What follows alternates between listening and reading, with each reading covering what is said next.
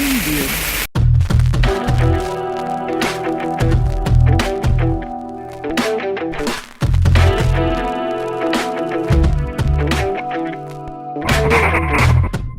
Hola, ¿qué tal? Bienvenidos otra vez al Cine de Arte, ya extrañándolos porque yo llevo varios meses sin grabar ningún programa, entonces este sería el primer programa para este 2022. Estoy muy contento porque en esta ocasión, como nunca tengo la ocasión, voy a platicar con una persona a la cual no conozco bien, es psicóloga, que eso me parece increíble porque cumple un perfil del cual me interesa mucho verlo en relación al cine, pero por supuesto estoy hablando de Montserrat López Lugo Tovar. Ella es psicóloga, psicoanalista que reside en la Ciudad de México y da, aparte de terapias, pues es muy cinéfila, tiene un podcast que me gusta mucho el nombre, Monse, se llama Cine de 5 a 7, creo que ahí hay un guiño a Cleo de Agnes Barda, ¿no? Así Obviamente en es, el gracias. nombre. Y aparte de eso, Monse ha colaborado, pues la pueden escuchar en Filmsteria y Girls at Films también. Entonces, Monse, pues bienvenida al programa. Muchas gracias por aceptar la invitación. No, hombre, muchas gracias, Román. Al contrario, me da muchísimo gusto estar aquí. Y hoy voy a traer lentes por si alguien no me reconoce en video, pero me pidió mi oftalmóloga hacerlo. Pues bueno, Monse, pues muchas gracias por aceptar la invitación y quiero empezar preguntándote algo que a mí pues me gusta preguntarle a casi todos los invitados con los que he tenido oportunidad de platicar, y eso es pues recordar un poco de nuestra cinefilia y preguntarte si tú tienes algún recuerdo pues así como muy temprano de tu vida donde alguna película, alguna ida al cine, alguna experiencia o memoria la recuerdes y que haya iniciado como que tu cinefilia. Pues creo que sí, o sea, yo recuerdo que un tiempo me mudé, mis papás tuvieron que poner un negocio fuera de la Ciudad de México y nos mudamos a una zona donde era muy difícil, si de por sí era difícil que tuviera un cine, era más difícil que tuviera un blockbuster, ¿no? Entonces era muy difícil acceder al cine desde ahí. Y yo antes como que sí había tenido mucho contacto gracias a mi familia porque usualmente rentábamos mucho y nos íbamos turnando y la película que íbamos a ver en la semana, en fin.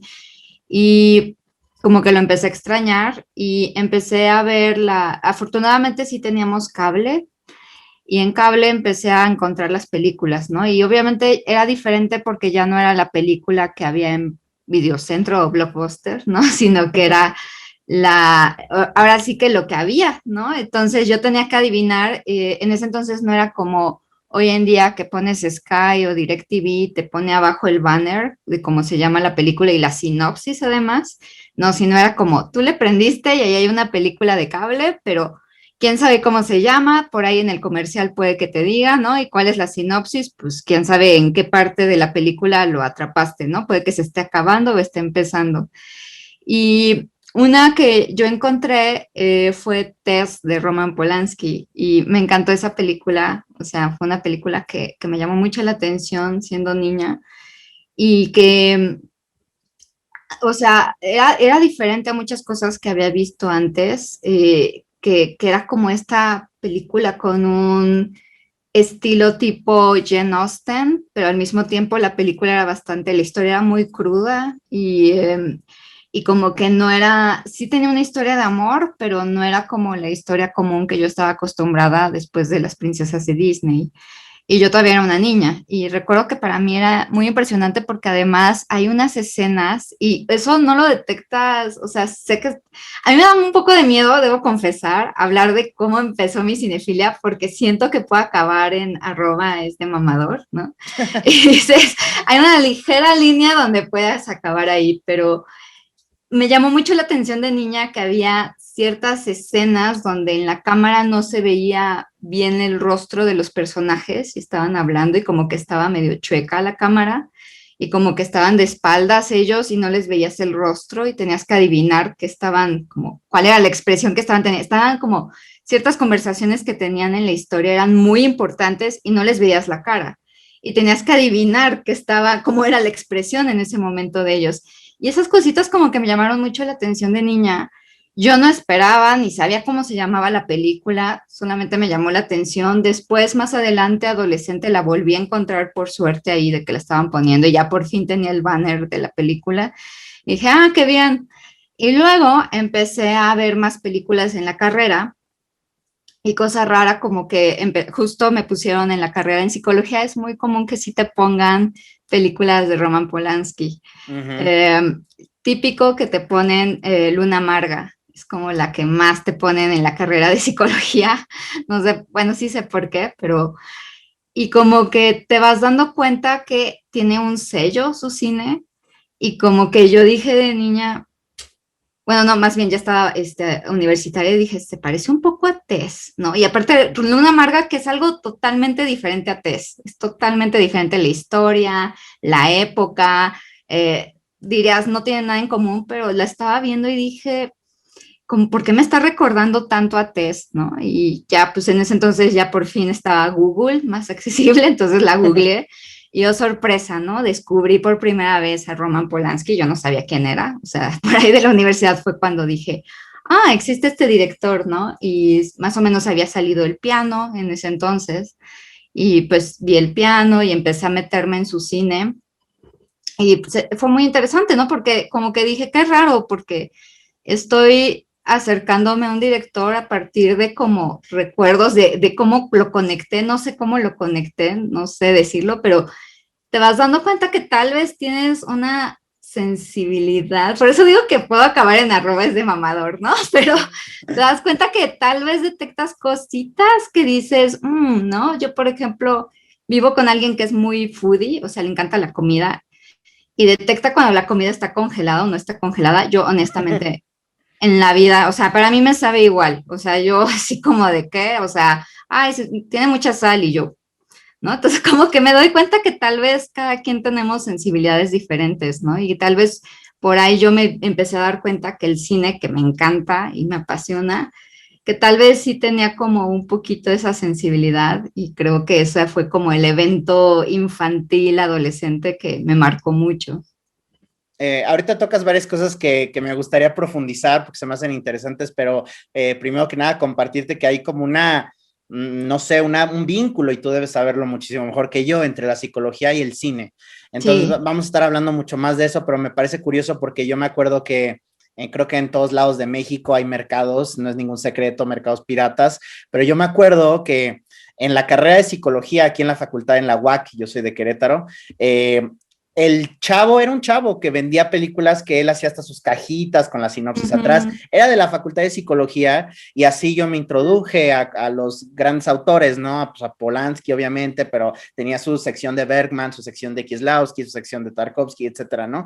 Entonces, me parece muy interesante, como, pues me imagino que también los de la Facultad de Psicología, en todas las facultades, pues debe ser gente que también le apasiona el cine, aunque sea directa o indirectamente con lo que está estudiando, pero no sé, vamos a tocar algo medio sensible, pero ahora que lo mencionas, pues lo quiero saber desde tu punto de vista, porque vivimos en la era de la cancelación, sabemos que Polanski es una figura Sí. controversial, obviamente, y tú descubriste su cine pues, de forma muy temprana. Yo lo descubrí mucho más tarde, no lo descubrí con Tess, porque pues, Tess fue una película que mucho después vi. Obviamente está El bebé de Rosemary, obviamente está Claro. Chinatown, esos clásicos, pero me parece muy interesante cómo Polanski retrata a las mujeres en sus películas. Ujú. Y me gustaría ver tu opinión al respecto, porque sabemos del caso de Polanski, sabemos sí, todo lo que pasó, que no vamos a adentrarnos en el caso, pero ¿a ti te parece como una mirada honesta, una mirada misógina que de alguna manera puede ser honesta Ujú. también dentro, o tú cómo observas que Polanski retrata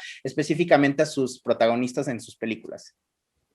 Sí, de hecho hace poco, justo en el programa que tengo con Saraí Rosas, que es Cine de 5 a 7, analizamos El bebé de Rosemary y nos llamaba la atención que tenía ciertos tintes que nos daba mucho miedo utilizar la palabra feminista porque pues al final está adaptado de un libro, ¿no?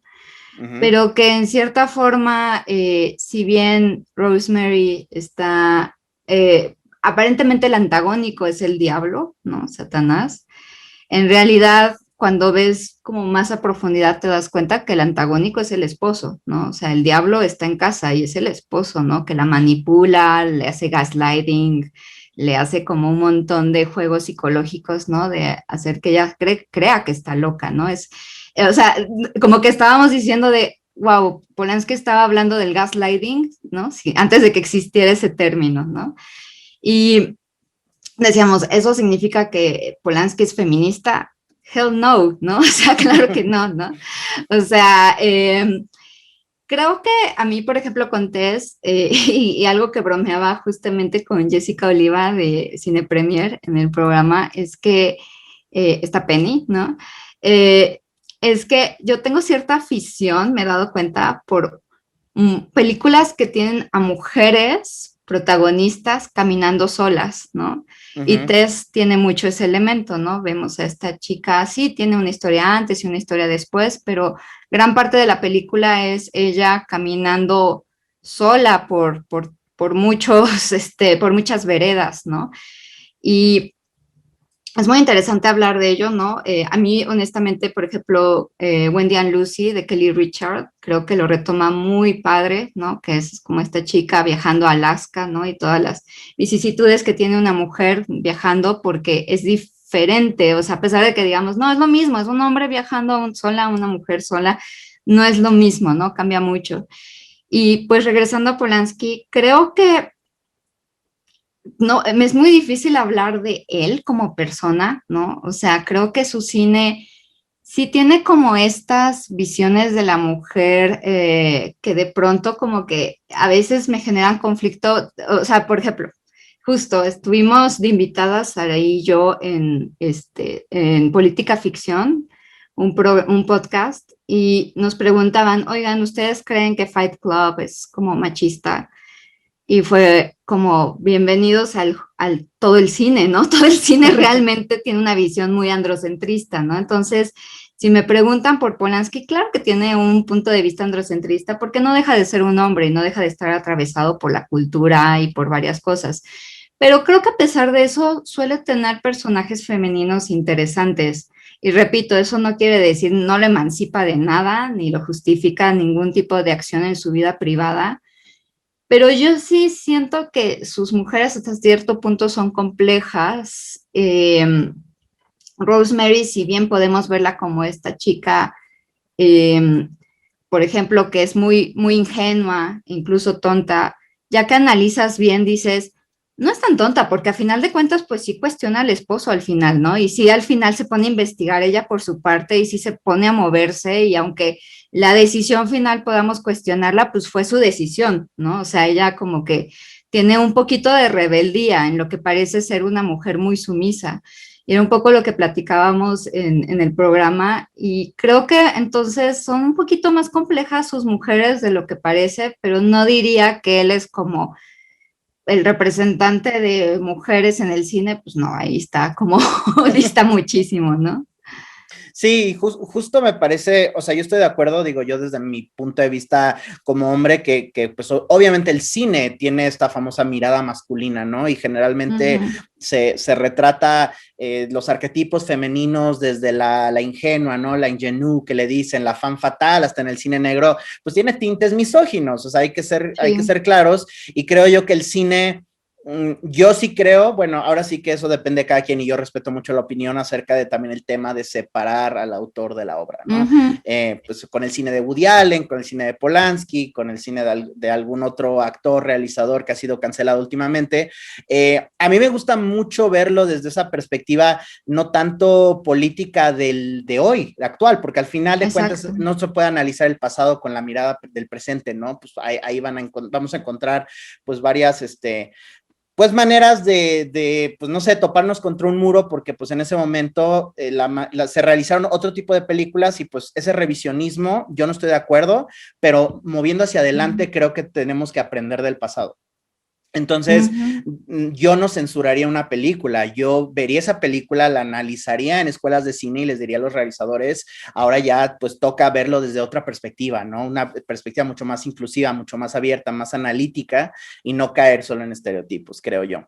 Pero bueno, sin caer mucho en este tema, me interesa mucho, Monse, también de la psicología. Es que a mí me pasa, yo estudié arquitectura, no me dedico a ser arquitecto, lo mío es el cine y la difusión cultural y demás, pero me pasa que cuando yo terminé mi carrera y veía una película donde alguien era arquitecto, me acuerdo que salió una película con Adam Sandler que se llama Click, donde era arquitecto, una película donde Keanu Reeves era arquitecto con Sandra Bullock, La Casa del Lago, y me siempre digo, o sea, te salta, ¿no? Lo poco realista que son al retratar profesiones, aunque también entiendo que si las retrataran fielmente sería muy aburrido porque no es muy cinematográfico. Pero ahora te quiero preguntar a ti, tú como psicóloga, cuando ves escenas de terapia, así como tipo Tony Soprano cuando va con su psicóloga, alguna otra escena, ¿a ti te resalta algo que tú dices, es que así no es en la vida real cómo se maneja una terapia y te molesta o simplemente dices, es una película, ya lo acepté y es normal? La verdad mentiría si dijera que no me molesta, pero evito pelearme. Es de esas cosas que me molestan, pero al mismo tiempo ya creo que lo tengo normalizado, lo cual tal vez no es positivo tampoco, o sea, no quiero clasificarlo como bueno o malo, pero sí, hasta cierto punto como que sí hay una parte de mí de resignación, porque es tanto lo que lo he visto toda mi vida, no desde que soy psicóloga, sino toda la vida, pues era como porque siempre son, como que incluso yo bromeo mucho con eso, ¿no? O sea, como que caemos como en como cuatro grupos, ¿no? Que es como el que es súper antiético, ¿no? O sea, y que se duerme en la sesión del paciente y que lo maltrata y que abusa del O que paciente, se ¿no? enreda íntimamente con el paciente, ¿no? Sí, Sexualmente. ese es el otro grupo también, que también va con lo antiético, ¿no? Que el Sí. que se enamora o se acuesta con el paciente o que es súper sexual o etcétera, ¿no? Que sí dije, o sea, vi una que, híjole, ¿cómo se llama? Eh, The Reign Over Me o algo así de Adam Sandler, que es como Mm, su familia murió en el 9/11 y sí. Liv Tyler es su psicóloga y resulta que no puede ser su psicóloga porque está muy guapa, ¿no? Y dice, es Mm. que no puedes ser mi psicóloga porque estás muy guapa, ¿no? Cosa que se presenta muy seguido, ¿no? Que alguien se sienta atraído hacia el terapeuta, está comprobado, ¿no? Se llama transferencia y sucede muy seguido y no, y tiene una técnica, tiene un motivo, no es tan grave, ¿no? Pero aquí se manejaba en esta película como, no puedo tomar el tratamiento porque, pues no, estás guapa, ¿no? Y es como, no, o sea, no tiene que ir por ahí. También está el terapeuta que está loco, ¿no? Que está más loco que el paciente, ¿no? Y entonces es como que, o sea, termina arruinando, ¿no? A la otra persona o el que enloquece, ¿no? O sea, creo que ese sería como el cuarto grupo, ¿no? Porque es lo famoso, ¿no? Y me lo preguntan muy seguido, oye, pero oír tantas cosas de los demás no te enloquece a ti, ¿no? No te pone como mal, ¿no? Y pues creo que es parte culpa de nosotros los psicólogos, por eso también trato como de no engancharme mucho, porque sí, o sea, Hollywood va a poner a los psicólogos de cierta forma porque es lo que vende, ¿no? Es muy difícil ver a un psicólogo que dé un tratamiento apropiado y funcione, pero aquí seguimos, ¿no? Y lo que habla de que en la vida real sí está pasando, ¿no? Pero en Hollywood no está pasando. Pero creo que también, y eso he tratado de ser muy crítica yo cuando yo digamos que tengo mi mundo cine y mi mundo psicóloga, psicoanalista, y cuando he estado en encuentros de psicoanálisis y psicología, sí trato de ser muy crítica de que también un poco de responsabilidad tenemos nosotros de no tanto educar, porque suena un poco a adoctrinar, pero no difundir cómo funciona la psicología. Como que muy poca gente sabe que existen diferentes tipos de terapia. Cuando me dicen, oye, pues no te va a hacer daño oír los problemas de los demás, casi nadie sabe que existe la supervisión y que por eso mismo sabemos utilizar técnicas para no mezclar lo nuestro con lo de los demás, que también nosotros tenemos que ir a terapia forzosamente, que por eso necesitamos especialidades y muchas titulaciones, ¿no? Para no caer en este tipo de actitud, pues sí, de actitudes y de errores. Y creo que ahí sí nos falla a nosotros y por eso como que pues trato de decir, ok, no, o sea, muy pocas he visto bien investigadas. Por ejemplo, si pusiera dos ejemplos, eh, en cuanto a que nos ponga más o menos bien, de que dije, vaya, está una serie que, de hecho las dos son series. Una es Mare of Easttown. A mí me gustó mucho el rol de la terapeuta, de la protagonista. Dije, sí, más o menos, o sea, como que sí la técnica está, eh, bien aterrizada de lo que diría una psicóloga, cómo lo manejaría, cómo manejan que no es en una sola sesión, sino que lleva varias sesiones, que como que la persona vaya entendiéndose más a sí misma y no que tenga que hacer un cambio de 180 grados, sino que más bien sea más consciente de sí misma y a partir de ahí sepa cómo regularse mejor. Y la otra que no habla tanto de terapia, pero que sí dije, oh por Dios, agarró un libro y sí se puso a leer, es ay, se me acaba de ir horrible, Mindhunter de Finch.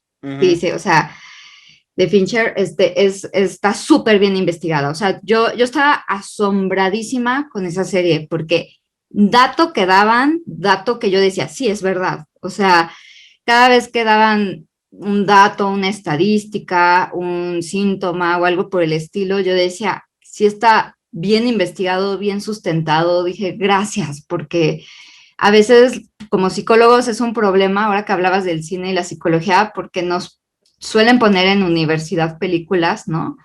Y ahora diagnostícalo, ¿no? Y el director no tiene ni idea de los diagnósticos psicológicos cuando hace a sus asesinos, cuando hace a sus personajes principales, no tiene ni idea de que es un manual diagnóstico, ¿no? Que, el DSM-5, el CIE-10, cero veo ahí agarrando a Woody Allen, así como, bueno, todavía Woody Allen, digamos, porque está muy clavado, ¿no? Pero no veo a otros tipo Christopher Nolan o quien sea, ¿no? Alguien menos ñoño, ¿no? Ahí como buscando, a ver, pero qué trastorno tiene mi personaje y voy a ver que coincidan los síntomas. Es muy difícil, ¿no? Sí, y justo te iba a preguntar acerca de ejemplos donde pues fuera un poquito más veraz, un poquito más Sí. positivo. Digo, yo de psicología, yo también solo puedo juzgar. Es que también tenemos que ver que la psicología sirva en función de la historia y por eso nada es un recurso narrativo. En realidad no les interesa mostrar un retrato de la profesión realmente como es. Y pues bueno, digo, si el guión funciona, pues a lo mejor tú puedes decir, ok, no lo hicieron bien, pero como la historia funciona, pues no importa, ¿no? Pero, por ejemplo, yo me acuerdo pensando en películas que tocaran ciertos aspectos psicológicos, no necesariamente igual que sea un psicólogo protagonista o que tenga un rol principal. A mí me gustó mucho la película que hizo Cronenberg de Carl Jung y de Freud, con Viggo Mortensen y Fassbender. Me pareció una película que digo, obviamente tú eres psicoanalista, obviamente has de saber toda la historia de el método de Freud y el método de Carl Jung, del psicoanálisis. ¿Tú viste esta película y te pareció bien lograda o también fue como una exageración muy hollywoodense? A mí sí me gustó, debo decirlo, pero sí es una exageración, o sea, las dos cosas, es una exageración hollywoodense. Yo se la llegué a poner a mis alumnos que estaban en primer semestre en teorías de la personalidad, pero sí les ponía como un caution al inicio, ¿no? O sea, sí les decía, esto no, y esto no, y esto tampoco pasa, ¿no? O sea, por ejemplo, esta relación sadomasoquista que ponen entre Sabine Spielrein y Jung, ¿no? Que como que tienen ahí una relación BDSM, pues no, eso, no hay ni registro, ni siquiera rumores, o sea, por primera vez aparece ahí y fue a beneficio de la obra de teatro, porque en realidad está basado en una obra de teatro del mismo nombre. Y que pues lo pusieron por esa obra de teatro, ¿no? En realidad mezclan ahí un caso de Freud que se llama Pegando a un niño, que es un caso que es de Freud, ni siquiera es de Jung, y lo tratan de poner en el personaje de Keira Knightley, ¿no? Entonces, como que ahí les explicaba un poquito, ¿no? También sale este psicoanalista que sí existió, pero se me olvida horrible el nombre. Es que de hecho no es tan famoso, o sea, lo ponen aquí como un psicoanalista muy famoso, que es uno que como que Jung toma como paciente y en fin, ¿no? Y se suicida al final. Sí existió ese psicoanalista y sí se suicidó, pero creo, si no me equivoco, que ni siquiera conoció a Jung y no fue como tan relevante en el mundo del psicoanálisis y ahí lo ponen como que Freud estaba muy atento de él y en fin, ¿no? Entonces, como que sí, lo ponen muy hollywoodense, pero yo se los pongo a mis alumnos porque me gusta que sí pone esta como a mí lo que me interesaba de esa película es que sí pone las diferencias entre Freud y Jung, ¿no? O sea, sí sucedió eso, ¿no? Donde Freud lo veía como su heredero y Jung se empieza a meter en una cosa muy esotérica. Y la realidad es que Freud, si bien lo quería como un hijo, también veía un interés porque pues Jung, o sea, el psicoanálisis era visto como una práctica judía y Jung era un suizo con dinero y creo que protestante, ¿no? Entonces, pues dijo, pues de aquí me agarro de este, ¿no? Y así lo difundimos, ¿no? O sea, también Freud era un interesado, ¿no? Claro. Y pues como que ahí empieza como a Jung a meter estas ondas esotéricas y Freud es como, wow, wow, wow, ¿no? Ya de por sí nos tachan de que estamos siendo, depravados y estamos como charlatanes y tú todavía quieres meter tarot y quieres meter un buen de cosas de fantasmas y cosas así, entonces como que ahí se desprende un poco y a mí me gustó mucho, pero siempre todos los semestres invito a un colega mío que es junguiano, él tiene una orientación más hacia Jung, más hacia psicología analítica, y odia esa película, ¿no? O sea, siempre me regaña así de, ¿por qué les pones esa película, no? Pero yo he visto que con objetivos didácticos sirve mucho a ellos, ¿no? Porque sí se acuerdan muchas cosas y siempre trato como de aclarar, esto sí pasó, esto no pasó. Y ya me regaña mi amigo así de, ¿por qué cada semestre les pones esa película, ¿no? Que pone tan mal parado a este Jung. Pero creo que es valioso, o sea, digo, yo en este caso, ustedes dos, yo estaría mucho más de tu lado, Monse, porque creo que, digo, si quieres saber la realidad, pues vete a leer una enciclopedia, o hay muchos libros seguramente al respecto. Creo yo que no es por justificarlo, pero creo que el cine, su primera intención es el entretenimiento y si crea reflexión y demás, bueno, digo, hay cineastas que no son muy entretenidos y el valor psicológico quizás es superior al entretenimiento, pero en el caso de Cronenberg, digo, ¿cuántas de sus películas podrían ser para una clase de psicología? Crash, por ejemplo, digo, me encantaría, analízate los personajes de Crash, está cabrón, ¿no? Entonces, digo, lo menciono porque obviamente es de las pocas que a mí se me ocurren que son como históricos y de personajes, pues que todo el mundo al menos ha escuchado, todo el mundo ha escuchado de Freud y de Jung, entonces, pues por eso me llamó la atención, pero hay dos películas que a mí la verdad me impactaron mucho. O sea, una seguramente ya la viste, es muy reciente, y otro es un documental que casi no se vio en México, que se llama The Work o El Trabajo, no sé, nunca lo tradujeron porque no llegó. Y es una película que a mí, digo, yo lloro muy fácil en las películas, aunque nunca lo demuestro porque no me gusta que me vean llorar, pero, y en los documentales me pasa mucho, a mí ponme un testimonial de alguien sufriendo y yo lloro, o sea, yo no puedo. Pero este documental me parece muy interesante porque es justo una terapia intensiva que se realiza con convictos que son condenados por delitos muy serios, que muchos de ellos están en cadenas perpetuas, y son 3 voluntarios, 3 civiles que vienen de afuera y se unen a estas terapias como colectivas, porque no son individuales, y son muy fuertes. O sea, yo no sé, digo, seguramente tú lo has experimentado, este tipo de terapias, y no sé si tú has dado terapias también a reos o a convictos, que creo que ha de ser una experiencia pues muy intensa también, pues por todo lo que deben tener adentro, pero la catarsis que se ve en el documental, en estas sesiones, a mí pues me llegaba, ¿no? A pesar de que yo pues me siento como muy, obviamente ni por aquí mi vida con la suya, pero todo lo que tienen dentro, y además la forma de las terapias a mí a veces me parecían muy violentas, porque por ejemplo había terapias como de, imagínate que esta silla es tu papá, ¿no? ¿Qué le vas a decir a tu papá? Y digo, tú has de saber los nombres científicos, yo ni siquiera sé cómo se le llama eso, ¿no? Esa Sí, se llama la proyección. silla vacía. La silla, y pues de hecho, pues ese tipo de terapias también, si no están con profesionales, pueden tornar muy peligrosas, porque se vuelven violentos, tienen que agarrar a los prisioneros porque de verdad se ponen muy agresivos, y me parece un documental que solo observa, no es un documental de caras parlantes, no es un documental pues más tradicional en forma, pero solo observa estas 3 sesiones, me parece que son 3 en un fin de semana que ocurre, y te lo recomiendo mucho. Si quieres luego te paso una liga, porque creo que tú lo vas a ver con ojos, porque pues técnicamente es un documental, realmente pues es la realidad. Yo no vería, al menos tú puedes decir, eso lo editaron, no transcurrió así, pero me parece muy honesto y muy genuino la manera que hacen las terapias.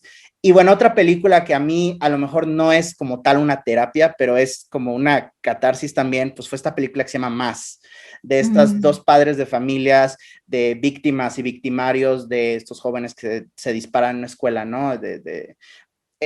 ¿Sí la viste? ¿Viste esa película de Sí, Más? sí, sí, más sí la ¿Qué vi. te pareció Más? A mí me drenó mucho y te voy a decir por qué primero antes de ver qué Claro. opinas. A mí me gustó mucho el juego de perspectivas. O sea, a mí se me Ujú. hace muy interesante cuando un realizador trata de primero hacerte, no decir quiénes son los buenos y los malos, sino ponerte en Ujú. una situación de empatizar con unos y luego empatizar con los otros, porque creo que es muy difícil a nivel guión, porque tienes que transferir eso que sientes por uno, pero luego te cambia la perspectiva y viendo que al final de cuentas ambas parejas, ambos padres, fueron víctimas, ¿no? O sea, todos son Sí, víctimas de esta situación muy compleja y muy dura.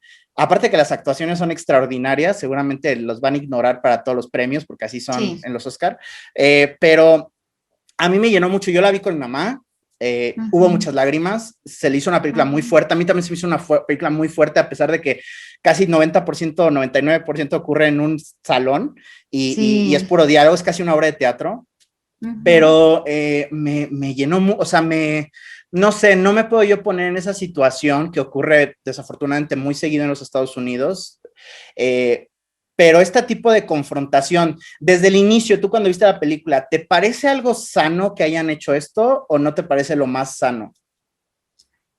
Sí, pero vaya, depende de las personas, ¿no? Aquí, por ejemplo, tenemos a una pareja, ¿no? Que ha sido víctima de esta situación. Bueno, como dices, en realidad las dos parejas son víctimas, ¿no?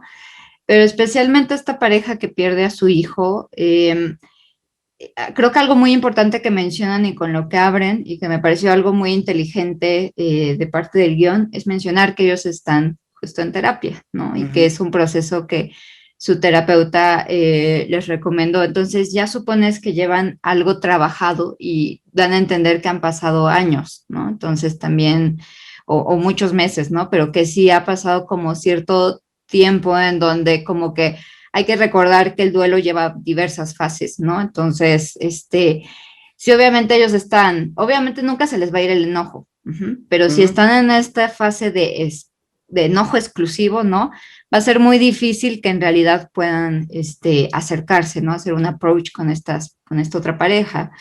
Y en realidad creo que, o sea, ya como que al poner que no empieza este trabajo en ese día, sino que ya llevaban un trabajo anterior y también la otra pareja se nota que también llevaba otro tipo de trabajo, como que te dan a entender, solamente vamos a ver el clímax de estas dos parejas cuando se encuentran, ¿no? Pero en realidad llevan una historia atrás de curación, vaya, de trabajo de introspección y de duelo y de muchas cosas, ¿no? Que han vivido ambas parejas. Entonces, eso me pareció un acierto, creo que eso estuvo bastante bien y lo aclaro porque de pronto puede verse como, sí, siempre es buena idea entonces poner a los papás enfrente de los papás y que hablen. No, ujú. o sea, Sí. creo que es más bien hay un timing para que una cosa así suceda, ¿no? Y aquí está manejado como con un timing. Usualmente sí se recomienda que ese tipo de situaciones haya alguien que los acompañe, ¿no? O sea, ya sea un terapeuta sistémico o algo por el estilo, ¿no? Pero bueno, aquí no lo manejan y creo que también lo dan a entender porque es más como que la iglesia es la que interviene, ¿no? O sea, es como una cuestión ahí más religiosa. A mí me gustó mucho, o sea, creo que yo tenía como una gran expectativa respecto a la película porque había oído muy buenas críticas y yo evito ver trailers e información y algo por el estilo cuando sé que una película va a ser buena. Entonces, como ya sabía un poco la sinopsis, creo que me hubiera gustado más llevarme la sorpresa, ¿no? Ujú. De cuál era la sinopsis. Pero bueno, aún así creo que no le afecta. Sí llegó un momento en que yo estaba diciendo, ok, sí está buena, pero hasta ahí, ¿no? O sea, como que debo confesar que yo estaba así de, sí, las actuaciones están tremendas, está muy padre que puedas como empatizar con los cuatro, que yo creo que por eso no está nominada. O sea, yo honestamente, yo creo que más allá de que no tuvo suficiente marketing, que no tuvo suficiente público, yo creo que también a Hollywood pedirle empatizar con los padres, ¿no? De un asesino en una escuela, ¿no?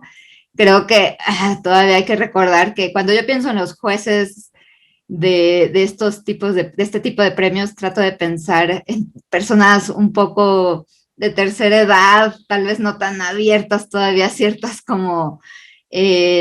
cosas, ¿no? Igual y es prejuicio mío y es un estereotipo, ¿no? Pero sí digo, esas cosas, o sea, por algo gana Green Book, ¿no? O sea, Claro. por algo esas películas son las que ganan, las que ponen, hay un blanco y hay un negro, ¿no? En cuanto a bien y mal, ¿no? Y aquí creo que estaba muy padre, ¿no? Pero especialmente el final, como tú mencionas, o sea, yo decía, está bueno, me gustó mucho y en fin. Pero los últimos 5 minutos, no, hombre, se me fue el aliento. O sea, creo que esos últimos 5 minutos, ¿no? Donde hacen una reflexión de lo que pudo haber evitado, pero no lo evitó, para mí fue algo que me golpeó, ¿no? O sea, no lo esperaba.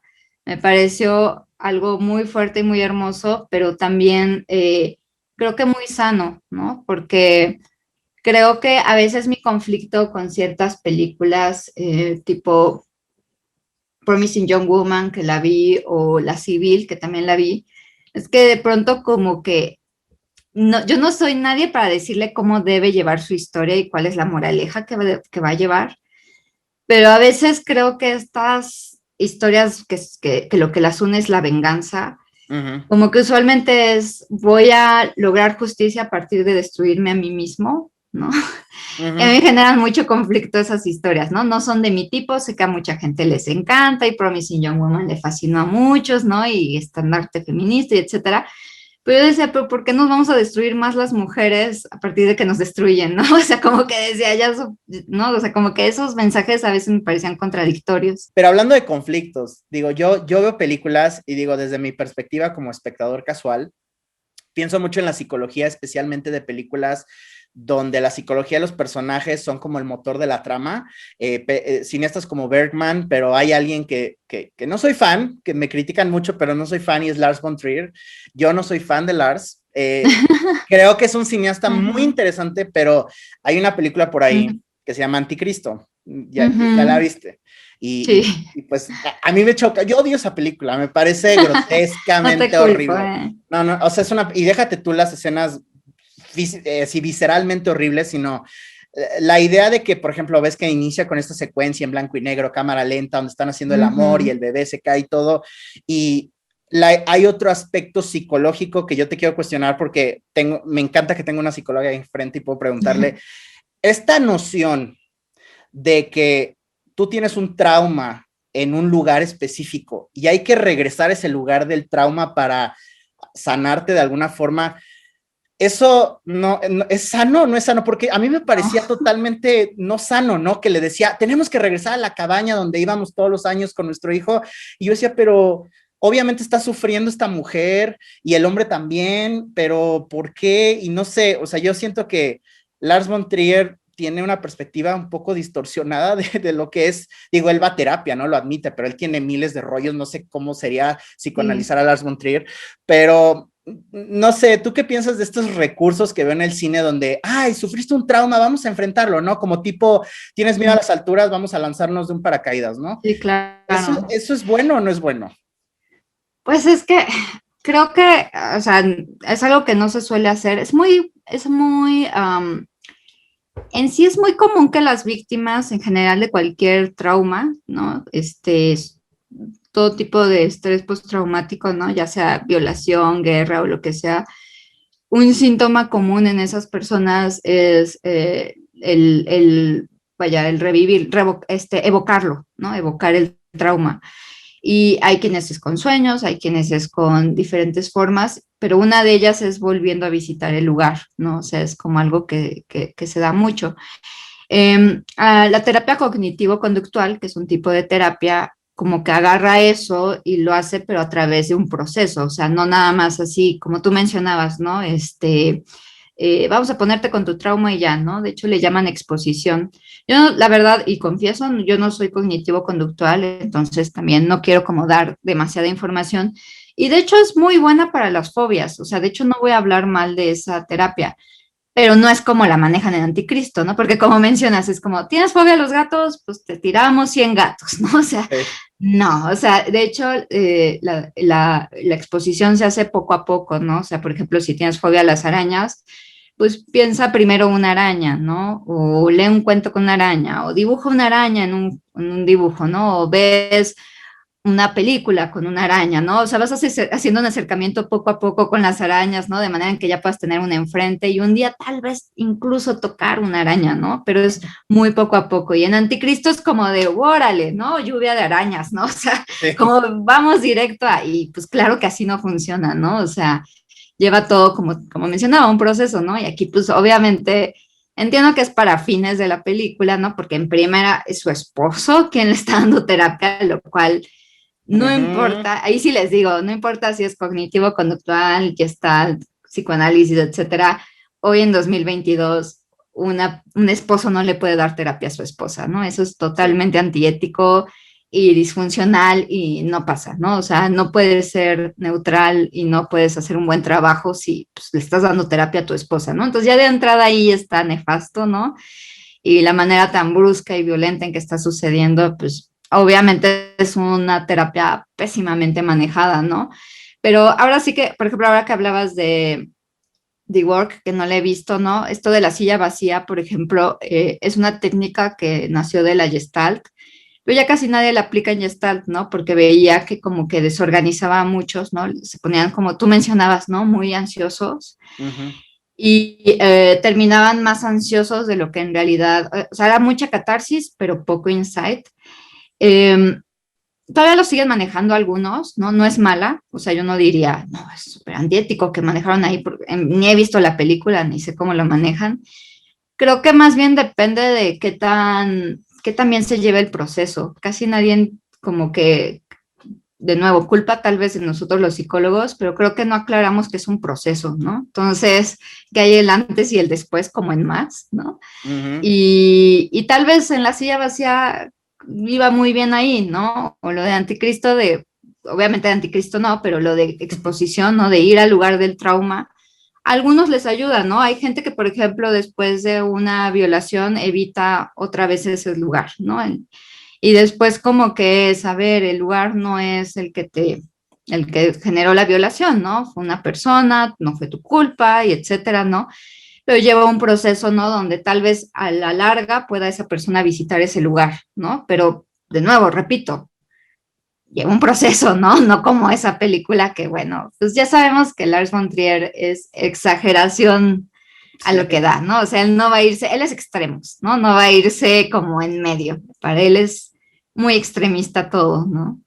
Incluido su retrato, ahora sí que hablando, regresando a lo del principio de retrato de personajes femeninos, pues Lars von Sí, Trier, híjole, bueno, ese es otro tema que podríamos dedicarle un programa completo, sí. pero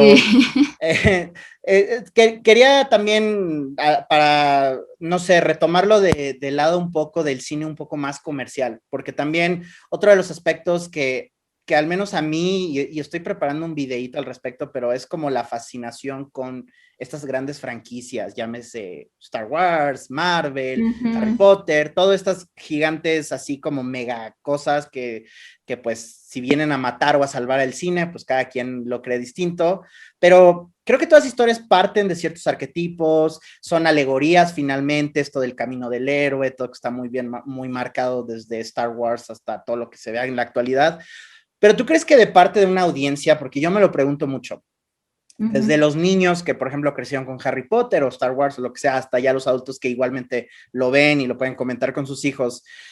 ¿Tú crees que hay un reconocimiento de estos recorridos como emocionales? ¿O la gente es fan de ellos simplemente por cosas más superficiales, porque tienen muchos efectos, porque tienen chistecitos? ¿O hay algo más profundo de cuál la gente conecta con estas historias?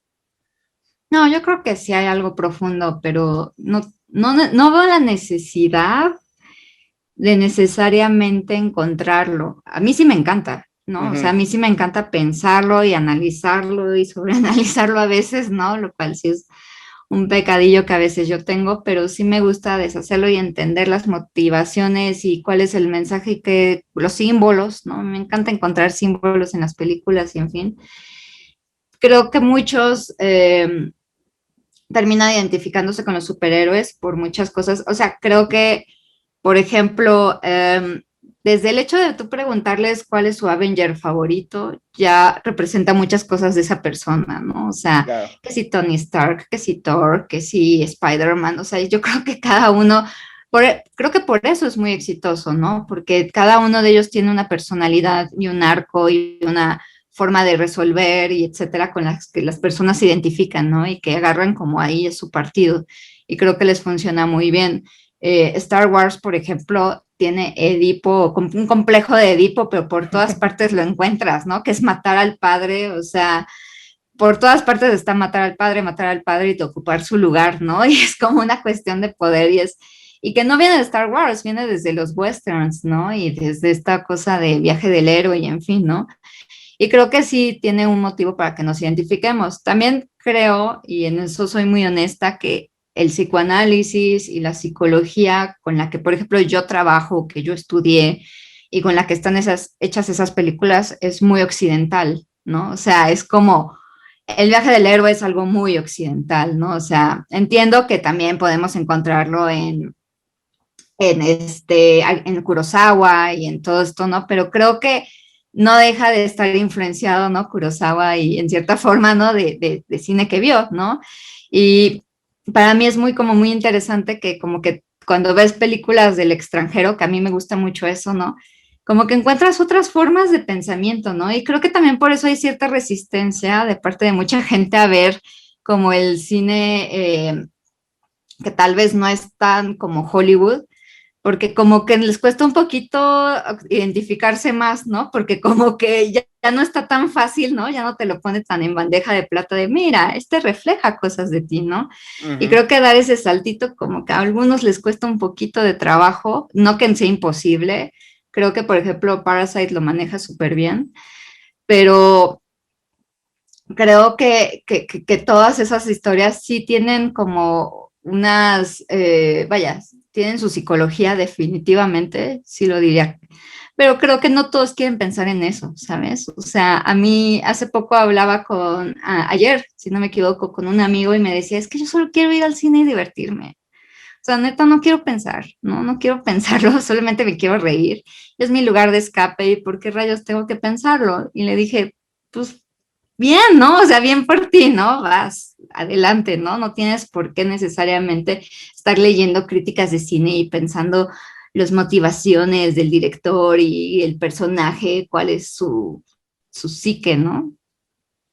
Sí, pero digo, también hay un lugar y un tipo también de cinéfilo, de persona, o sea, que le guste ir más allá, ¿no? Sí. Y es como tipo, yo lo, no sé, yo lo comparo a analizar los cuentos de Grimm, ¿no? O sea, o la Caperucita Roja, ¿qué representa la Ujú, Caperucita, ¿no? Hasta el color, sí. todo eso, pues tú lo puedes ver como un cuentito simple o lo puedes ver como un análisis otra vez psicológico, quién es el lobo, quién es la abuela, quién es Caperucita, el bosque, todo esto son alegorías finalmente. Y lo que me parece interesante también, hablando de estos discursos modernos versus los discursos del pasado, hablando en cuanto a franquicias, es que en tiempos modernos estamos en este proceso de deconstrucción. Y, por ejemplo, hablando de algo como James Bond, solo para agarrar un ejemplo, pues Ujú, James Bond sabemos que es un personaje pues bastante misógino, pues no es muy complejo, digo, sus ujú, historias pues son tipo, no sé, fantasías masculinas, ¿no? De ser sí. un superhéroe. Para mí James Bond es un superhéroe y que puede acostarse con 1000 mujeres, al final destruir al malvado y salir victorioso, ¿no? Y creo yo que al menos en estas películas de Daniel Craig hubo un intento como de darle un lado mucho más humano. Creo yo que Ujú, crear matices, también la conversación entre si pudiera haber una 007 mujer, ¿no? En este caso, pues fue ujú, una mujer negra que lo interpretó, bueno, ya vimos que no, ¿verdad? Pero pues fue el 007 por un ujú. ratito. Y me parece interesante la recepción o la conversación que dio lugar a la gente que por un lado defendía a su James Bond como de, no, es que mi James Bond no puede llorar, no puede ser un padre de familia, no se puede sacrificar, etcétera, etcétera, etcétera, o entre otros que decían no puede ser mujer por tal, tal, tal. O sea, tú, por ejemplo, en el caso muy particular de James Bond, ¿crees que ese personaje para entrar al siglo XXI, para no sé, para ser mucho más contemporáneo, tiene que cambiar o todavía puede subsistir como ha subsistido a través de las décadas como ese mismo personaje? Sí, yo creo que, o sea, para sobrevivir como franquicia definitivamente tiene que cambiar. O sea, claro, muchos van a decir, ese no es mi James Bond y mi James Bond es Pierce Brosnan, ¿no? O yo qué sé, ¿no? O sea, cualquiera de ellos. Y lo toman como, ese es mi James Bond, ¿no? Me recordabas ahora con lo que decías, ¿no? Lo que sucedió con la nueva adaptación que va a haber, creo que ya se tardó, pero que habían anunciado que iba a haber una nueva adaptación de La Sirenita, ¿no? Uh-huh. Y la actriz era una chavita afroamericana, ¿no? Y recuerdo que mis amigas estaban infartadas, ¿no? Porque para nosotras, ¿no? Era la Sirenita era una pelirroja, ¿no? O sea, y decían, es que no es racismo, pero pues, o sea, todo el mundo sabe que la Sirenita es pelirroja, ¿no? O sea, es como lo que más la marca, incluso hasta más que la cola, ¿no? O sea, es el hecho de que es pelirroja, ¿no? Y decían, no, yo no la voy a ver, esa no es mi Sirenita, ¿no? Eso platicábamos entre amigas como en un café, ¿no? Uh-huh. Y lo que yo les decía es que tal vez lo que ustedes no están entendiendo es que esa no es para ustedes, ¿no? O sea, no va dirigida a Uh-huh. nosotras, o sea, a Disney cuando hizo y pensó esa película, las mujeres de nuestra edad le valieron, ¿no? O sea, no pensó en nosotras. Esto es para otra generación. Ellos están buscando plays y dinero, ¿no? Y vaya, usuarios de otra edad, ¿no? O sea, no va dirigida a nosotros. Claro que no es nuestra Sirenita, porque no está pensada para nosotros, ¿no? No les importamos. La podemos ver, pero en este momento no les importamos, ¿no? Y si la vemos, pues bien, pero no va hacia nosotros, ¿no? Y creo que algo similar es con James Bond, ¿no? O sea, pues depende del mercado, es que lo van a adaptar, ¿no? O sea, según lo que se utilice, ¿no? Y por eso también incluso los superhéroes han ido evolucionando y como ido cambiando, ¿no? Según lo que pide, pues, el público. A veces muy forzado, por cierto, y no sale natural, pero otras veces creo que justo dan en el clavo y la gente por eso se logra identificar y les gusta, ¿no? Pero esta reacción también que mencionas como de tus amigas, que yo también claramente lo escuché, no de mis amigas, sino de las reacciones en redes, también me habla, más allá de discriminar o no discriminar, porque yo creo que es de un lugar muy sensato, no es que digan, ay, no quiero que sea negra porque no me gustan los negros, no, o sea, no tiene nada que ver con eso, pero habla de algo que a mí me parece interesante y ha sido la raíz también de lo tóxico que se ha visto en estas fanaticadas, que es el sentido de pertenencia. Sí, Como de, claro. ese es mi Star Wars o este es mi Harry Potter, cuando yo soy de la idea que el fan no sabe lo que quiere. Y si tú le Uh-huh. preguntaras a un fan, ok, vamos a hacerte una película escrita como lo que tú me digas, ¿no? O sea, de un hilo de Twitter o de Reddit, lo que sea, probablemente sería la peor película que ni a ellos les gustaría porque realmente el fan debería esperar una visión autoral y ya de ahí decidir si le gusta o no, pero darle este sentido de apropiación no me parece correcto, porque no es tuyo, es del autor. Exacto. Y Sí, y finalmente yo debo eso. decirlo, yo caigo en eso, o sea, puede que yo me oiga aquí muy así de, no, es que la gente y no sé qué, o sea, yo lo he dicho y lo repito un montón de veces y lo he dicho en todos los programas que he ido, yo soy súper, mi relación tóxica es Star Wars, ¿no? O sea, yo soy así, es una relación que digo, ya me voy a salir de esa relación y no puedo, ¿no? O sea, es como, también soy humana, no crean que por ser psicóloga, porque de pronto dicen, eres psicóloga, revise tus apuntes, ¿no? Pero, pero en realidad, pues yo, por ejemplo, hablando desde cine, para mí Star Wars es como, o sea, algo que representa cosas de mi infancia, ¿no? Algo que es como, no es para mí nada más una película, ¿no? Sino como que representa un periodo de mí, ¿no? Donde yo veía todo lo de J.J. Abrams, ¿no? O las nuevas, episodio 1 y episodio 2 y 3, ¿no? Y decía, ¿qué es esto, no? Y me enojaba y me enoja que lo tomen en cuenta y luego digo, ya lo voy a abandonar y sale Mandalorian y digo, bueno, no, y o sea, ¿sabes? Y Uh-huh. entonces yo digo, sí, borren esto, ¿no? Y hasta yo lo he tuiteado así como de, lo de J.J. Abrams no vale, ¿no? O sea, lo tuiteé hace poco, ¿no? Sí, Y leí tu esto tweet. sí vale, ¿no? Uh-huh. Y yo sé, y lo digo, sé que no es verdad, ¿no? Y de hecho hasta lo tuiteo sabiendo, ¿no? Que no va a cambiar la realidad, ¿no? O sea, no va a leer a Disney y va a decir, ah, Monse tuiteó esto, tiene razón, vamos a borrarlo, ¿no? E incluso digamos que me volviera viral, y que Disney dijera, estoy viendo que millones están tuiteando que esto lo borremos, aunque si Disney lo borrara, no se va a borrar, las cosas no se pueden borrar, ¿no? Es lo que pasa con la cancelación, ¿no? O sea, ahí está, ahí estuvo, a gente le gustó y no se puede borrar eso y se creó, ¿no? Y lo vi y lo experimenté y en fin, ¿no? Pero ahora sí que creo que la palabra, las palabras clave están en fanservice, ¿no? O sea, hay veces que la gente paga por el fanservice, por ejemplo, ahora sucedió con, y digo, ahorita tal vez me voy a poner muy girly, pero con Sex and the City, ¿no? Que como que muchos esperaban un fanservice y se llevaron como otra cosa, ¿no? Y pudo haber sido muy fácil. Yo digo, híjole, si bien yo tampoco fui fan de esta nueva adaptación de Sex and the City, le reconozco hasta cierto punto a HBO que no se fue por la fácil y no puso como Spider-Man en la última, ¿no? Que es fanservice, así de, ¿qué quieres? Chocolate, te pongo chocolate, ¿no? ¿Qué quieres? Jalea, te pongo jalea, ¿no? ¿Qué quieres? Vainilla, te pongo vainilla, ¿no? O sea, como todo lo que quieras te lo voy a poner, ¿no? Y ahí como que dijeron, no, vamos a hacer la historia como lo que nosotros queremos, ¿no? Y eso le pegó a mucha gente porque pues no era lo que quería ver la gente quería como ver otra vez, pues fanservice, ¿no? Entonces creo que a veces eso nos puede volver muy tóxicos, que a veces queremos puro fanservice y en realidad pues no está, no podemos hacerle fanservice a todos, es imposible, siempre alguien va a quedar afuera, siempre. Sí, yo estoy de acuerdo contigo, aunque a mí me gustó la de Spider-Man y disfruté el fanservice porque, no sé, es un tema también y creo que también sería dedicarle otro A mí programa. me gustó, pero sí dije, tiene demasiado fanservice. Es que yo creo que hay dos, a mí, por ejemplo, siempre que salgo así de ver una película así y hablo con mis amigos de fanservice, para mí hay dos tipos de fanservice. Bueno, igual hay muchos tipos de fanservice, pero por ejemplo hay un fanservice que a mí me choca, que es como el guiño guiño de miren, audiencia, esto, por ejemplo, cuando en la película de Solo, que no me gustó nada, obtiene su nombre Han Solo.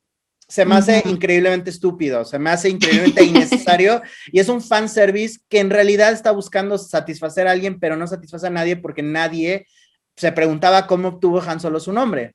Otro fanservice que me choca es en The Dark Knight Rises, cuando le dicen al personaje de Joseph Gordon-Levitt, ay, me gusta tu verdadero nombre, Robin, ¿no? Porque como Batman y Robin. Y dices tú, ¿qué es esto? O sea, es como un fanservice, es la forma más tonta de hacer fanservice.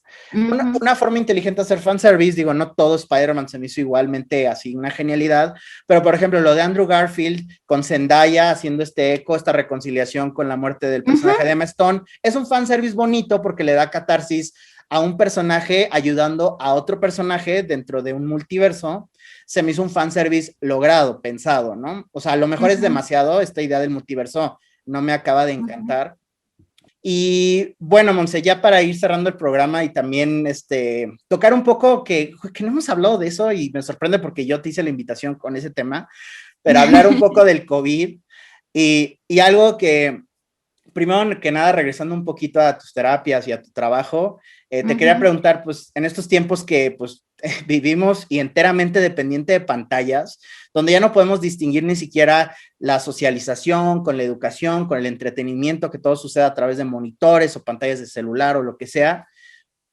A mí algo que me preocupa, y ahora que se escucha lo del metaverso y que las tecnologías nuevas y toda esta dependencia cada vez más creciente, es ¿cuál consideras tú, primero que nada, que pueden ser los efectos a largo plazo de estas tecnologías, tanto para la convivencia humana, esta socialización entre nosotros, el hecho de no vernos persona cara a cara, sino tener este muro, ¿no? Ya sea en texto, en Twitter o en Facebook o aunque sea en videollamada, a la larga y también como para nuestro crecimiento personal, en cuanto, por ejemplo, los jóvenes que nacieron ya con el Instagram, nacieron ya con todo este sistema, porque digo, yo todavía recuerdo cuando el Internet era meterte a checar tu correo y a lo mejor cuando llegó YouTube, ¿no? Pero pues ahorita ya están estas redes sociales. ¿Tú crees que puede tener efectos muy negativos o solo estoy yo quizás exagerándolo por mi edad, ¿no? Yo creo que va a tener efectos negativos y positivos. La verdad, yo trato de ser como muy flexible ante los cambios, entiendo, y siempre digo que a la gente no nos gustan los cambios, en general, ¿no? Y una broma que le hago a mis alumnos es, ¿qué creen? Les va a tocar un examen diferente y como que, y yo, ni siquiera saben cómo era el pasado, ¿no? Pero como nada más oír la palabra cambio, ¿no? Así de, oye, te van a cambiar de asiento, ¿qué tal que es mejor? ¿O qué tal que el examen es más fácil, ¿no? Como que inmediatamente el ser humano está hecho para que cualquier cambio nos genera resistencia, ¿no? No nos gusta. Y es un problema a veces eso, porque para mejorar o crecer, pues necesitamos cambios, ¿no? Y por eso muchos a veces les cuesta más trabajo, ¿no? El desarrollarse, porque pues, el hecho de cambiar de la zona de comodidad ya representa un reto. Creo que pues, simplemente son cosas que suceden. Justamente mi tesis fue de diferentes generaciones, ¿no? Los cambios generacionales. Obviamente fue una tesis antes de la pandemia y como que en cierta forma creo que es inevitable. O sea, yo escuchaba, ¿no? Por ejemplo, a muchos psicólogos, ahora le voy a tirar a los psicólogos después de defenderlos, pero bueno. eh, que era como de, no, es que esta onda Tinder, ¿no? ¿Cómo es posible, no? ¿Cómo con una ventana vas a swipear a alguien que sí, a alguien que no, y por su imagen, ¿no? O sea, nada más estás haciéndolo basado en la imagen de la persona y nunca la conociste y en un segundito hiciste sí, hiciste no, para la derecha o para la izquierda, ¿no? Pero yo decía, pues es que más que pelearse hay que entenderlo, por qué está funcionando, por qué está siendo un éxito esa aplicación, por qué habla de las nuevas formas de socialización, porque cada vez son más introvertidos los jóvenes, ¿no? Cada vez es más difícil conocer gente, cada vez es más difícil socializar y por supuesto están encontrando en esa aplicación una vía, ¿no? De relacionarse y tal vez no se están relacionando como quieren, ¿no? O sea, una mamá, por ejemplo, me llevó a su hijo y me decía, es que mi hijo no socializa y estoy muy preocupada porque no tiene amigos, no socializa. Y cuando hablaba con él jugaba Fortnite y tenía un grupo de como 30 amigos, ¿no? Ujú. Lo que pasa es que no socializaba de la forma acostumbrada. La mamá quería verlo jugando en el pasto, no corriendo con otros amigos. Y no estoy diciendo que esté bien o mal, sino que tal vez el concepto de la mamá de socializar era muy distinto, ¿no? A lo que hacía el hijo. Y aparte la solución de la mamá para que el hijo socializara era castigarle el videojuego, ¿no? Entonces, al contrario, lo terminaba obligando a socializar menos, ¿no? Y fue más bien a partir de como explicar un poco y más bien enseñarle a socializar, pero de una manera segura con el Fortnite, ¿no? No caer en catfish o algo por el estilo donde pues hubiera situaciones de riesgo, pero definitivamente estaba socializando y más bien, pues él, si querían que se moviera más, era cuestión de meterlo a un deporte, ¿no? Que fue algo que trabajamos, ¿no? Y pues encontramos un deporte que le gustaba, entonces ya no estaba todo el tiempo en el videojuego, aunque sí estaba, porque ahí socializaba, pero pues también encontró un deporte que le funcionaba para no estar ahí como coach potato. Entonces, creo que es más bien como encontrar ese balance, ¿no? ¿Cómo van a ser las nuevas generaciones? Van a ser muy diferentes seguramente, ¿no? Pero yo trato de pensar que no van a ser diferentes negativamente. O sea, sí va a haber cosas que sí, la verdad, como que yo de pronto, sobre todo porque estoy todos los días socializando con jóvenes de más o menos 18 a 24 años, aprendo mucho de ellos. O sea, ese cliché de los maestros aprenden más, es que es verdad, ¿no? O sea, aprendo mucho de ellos y creo que me ayuda un poco a flexibilizarme de, ok, hay cosas de ellos que la verdad, o sea, los amo, pero no me gustan de ellos, ¿no? Y hay cosas de ellos que me encantan y que digo, tengo que aprender de ellos esto, porque eso está padrísimo, ¿no? Y creo que va a pasar algo similar con la pandemia. O sea, sí es medio frustrante lo de que pues tienes que hacerlo aisladamente, que van a empezar a socializar de otras formas, ¿no? Que muchos de estos niños pues estuvieron en escuelas burbuja, creen que es normal, ¿no? Utilizaron cubrebocas, diferentes formas de socializar, pero creo que tenemos que más bien estar abiertos a, pues, cómo vamos a adaptarnos, ¿no? Que creo que es un poco, por eso pongo el ejemplo de este paciente, ¿no? O sea, tenemos que aprender a adaptarnos y creo que un poco es lo que han hecho también las películas y han hecho como el cine, van a tener que adaptarse, ¿no? O sea, ahora sí que es adaptarse o morir. Sí, y todo está cambiando y creo que hasta nosotros mismos estamos cambiando creo que de una forma un poco más lenta que la tecnología misma, que está tomando pasos así increíbles en unos cuantos años. Pues digo, tener lo que tenemos en el bolsillo, que es una supercomputadora, hace 8 o 10 años el teléfono era nada más para llamadas y mensajes, ¿no? Entonces creo Sí. que me parece que la psicología personal versus la tecnología estamos en distintos cambios, niveles de cambio, siento yo, ¿no? Por ahí alguien me explicaba, ¿no? En una plática, ¿no? Que sí en Twitter tenemos una burbuja, ¿no? Que decimos, ay, la gente opina como yo, pero es porque sigues gente que opina como tú, ¿no? Y te Ujú. regresas con gente que opina como tú, ¿no? Y dices, el mundo funciona así. Y de pronto ves una opinión diferente y dices, ¿quién es esta persona? Y la mayoría le da un follow o lo bloquea, ¿no? Pero no, si está esa persona, ¿no? Sí. Entonces, a mí el cine, al contrario, para mí el cine es esa herramienta de salirme de esta burbuja y ponerme a pensar en otros lugares. ¿Eso significa que me gusta No Manches Frida? No. Pero me gusta hasta cierto punto ver qué hay afuera, porque si me quedo nada más con lo mío y sobre todo en mi profesión, pues qué triste, ¿no? A mí sí me gusta como meterme a ver qué hay allá afuera.